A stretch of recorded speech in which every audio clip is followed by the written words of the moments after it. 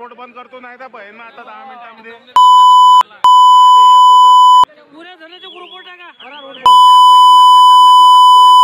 Road बंद करा लावा गाड्या। मी जिल्हाधिकारी नागपूर डॉक्टर विपिन आज सुमारास 8:15च्या वेळास प्रचार संपल्यावर 72 घंट्याचा प्रचार संपल्यानंतर आपले काटोलचे आमदार अनिलजी देशमुख हे नरखेडवरून परत येताना बेला या फाट्यावर त्यांच्या गाडीवर काही अज्ञात लोकांनी पथराव केल्याची माहिती प्राथमिकरित्या माहिती पोलीस प्रशासनाकडून भेटलेली आहे आणि त्यामध्ये त्यांना डोक्यावर थोडासा मार लागल्याची माहिती प्राप्त झालेली आहे।